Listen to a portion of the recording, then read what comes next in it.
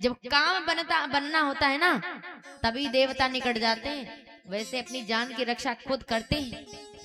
देखा कि जिसको मरना है उसको भेज रहे, कामदेव को भेज रहे, अपना काम बनाने के लिए दूसरों को भाड़ में झोंक रहे। यही तो देवताओं का काम है। बड़े चतुर हैं देवता। देवताओं ने कहा, एक कामदेव तूने तो तीनों लोगों सब कुछ जीत लिया है, और जिस पर तेरे काम की वासना हो जाती तुरंत शीघ्र काम होता है। अरे भाई तू है। बड़ाई करने लगा। वो कहते ना, किसी के मुख पर व्यक्ति के तुमको बड़ाई करो तो तुम्हारे एक पास क्षण नहीं खड़ा होगा, और उसी की मुख पर उसी की तारीफ करते रहो तो 1 मिनट के लिए नहीं, पूरे 1 घंटा खड़े होकर तुम्हारी वो तारीफ करते रहो, खड़े रहेगा। काम बनना हो ना तो कैसे बात करनी चाहिए। आजकल वही तो हो रहा है, अपना काम बनता और भाड़ में जाए। अपना काम बनना होना चाहिए। दुनिया क्या कर रही है उसे कोई मतलब नहीं है। स्वार्थी दुनिया है, मतलबी है दुनिया। जैसे एक बार एक बूढ़ा बैल था। दुनिया की तरफ से देखोगे तो जी नहीं पाओगे, स्वयं अपने दिमाग से काम करोगे तो दुनिया में तुम जी सकते हो। देखिए, एक व्यक्ति था, उसका बैल था और बैल से खूब काम कराया करता था, लेकिन समय पर जब वो बूढ़ा हो गया, उससे खूब काम लिया। आजकल व्यक्ति यही तो करता है, उससे बैल से खूब काम लिया, और लास्ट में जब वो बूढ़ा हो गया तो एक दिन पास में कुआं था, उस कुएं में वो बैल गिर गया। ध्यान से सुनिए भैया, वो बैल कुएं में गिर गया तो जो मालिक था ना, जो मालिक था, उसने देखा कि मेरा बैल कुएं में गिर गया है। अब कुएं में गिर गया भाई, तो उसी समय क्या देखा है कि बुखार तो उसे आ ही रहा था, तबीयत खराब थी, और कुएं में गिर गया। तो उसका मालिक जो था, उसने देखा कि चलो ये हमारा बैल गिर गया है तो क्या काम करें। मशीन वाले के पास में पहुंच करके उस मालिक ने पूछा, भैया एक बैल को कुएं से निकालने में कितना खर्चा आ जाएगा। तो उसने कहा, भैया 600 रुपये खर्चे आ जाएगा आपका, उस कुएं से निकालने में आपका 600 रुपये खर्चा आ जाएगा।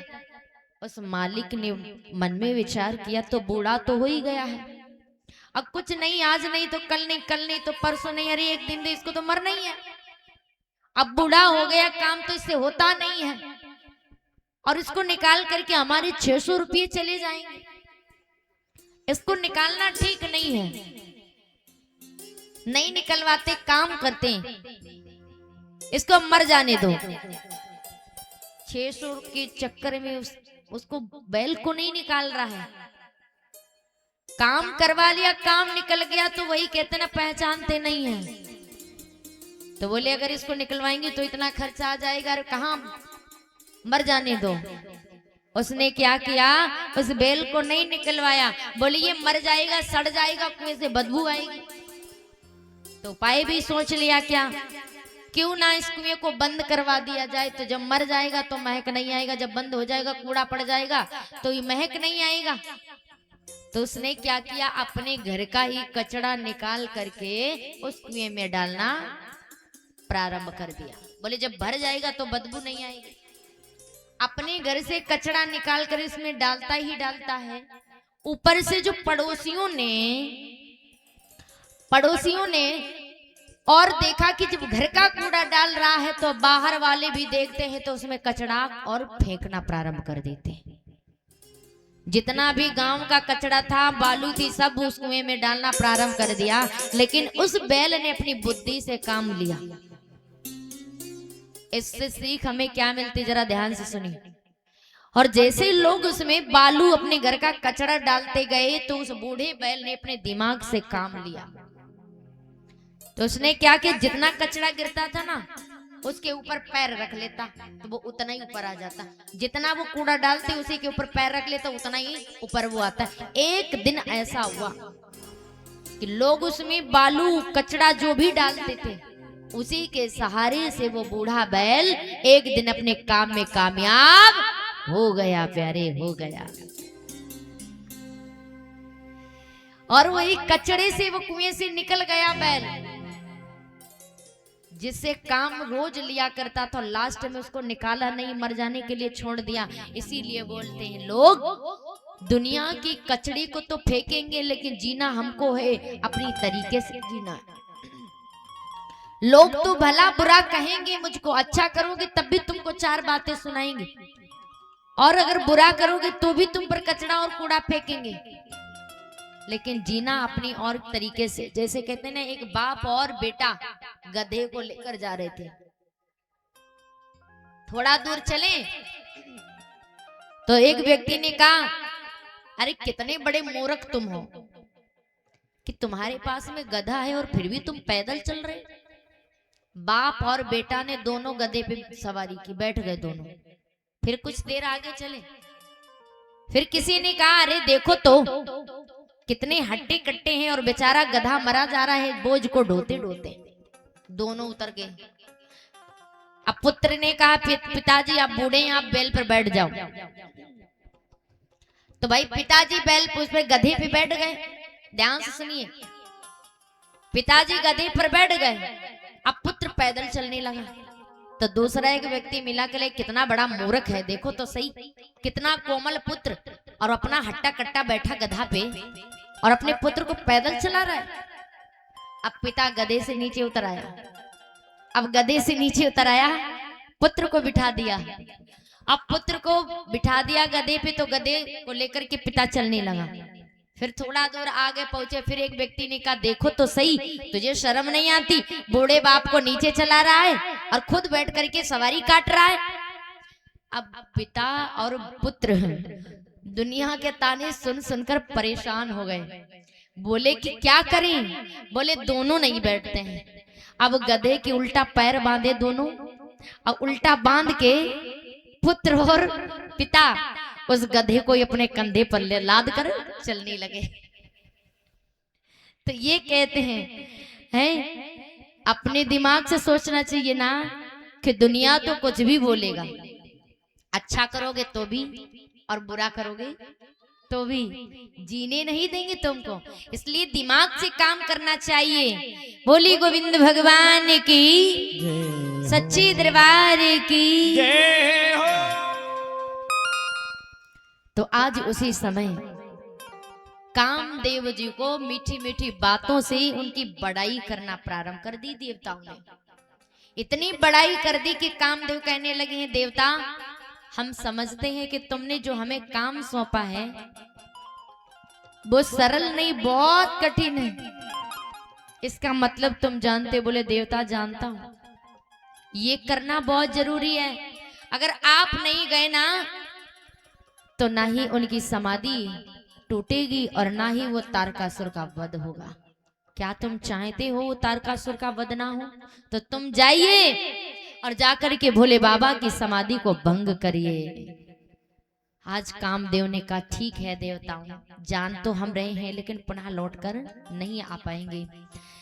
सारे देवताओं को प्रणाम करके कामदेव चले भगवान भोलेनाथ जी के पास। एक वृक्ष था, वृक्ष के ऊपर बैठ गए और जैसे वृक्ष पर बैठे तो पुष्पों का बाण बनाया कामदेव ने। पहले चलाया लेकिन भगवान की समाधि नहीं भंगी। उसी समय 5 बाण जैसे ही ब्रह्मास्त्र तीर चलाई कामदेव जी ने, उसी समय भगवान भोले बाबा जी के हृदय में लगा और उसी समय लगते ही तीसरे नेत्र खुलते। कैसे? तब शिवती शरणयन उगारा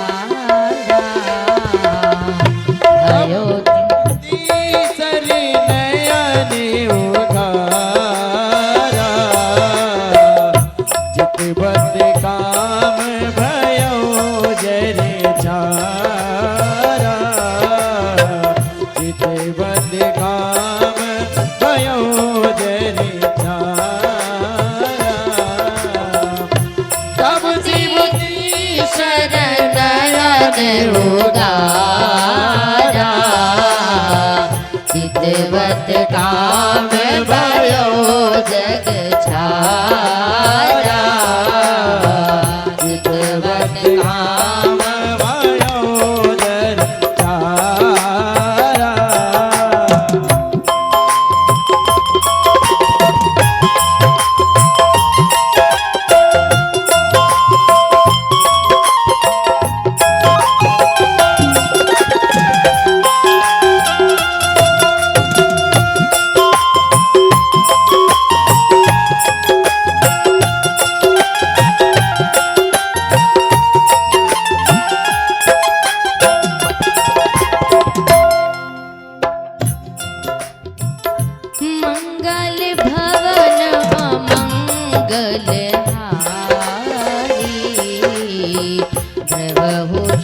दशरथ अजर बिहारी। मंगल भवनी मंगल हारी प्रभु दशरथ अजर बिहारी प्रभु दशरथ अजर बिहारी।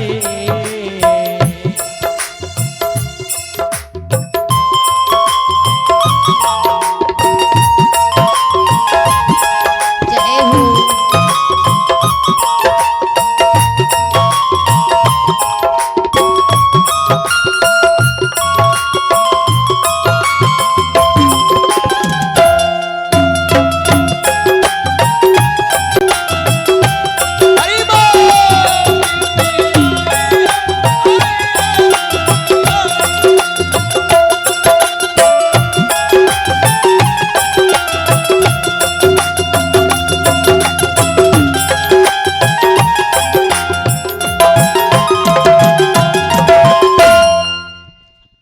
जय सिया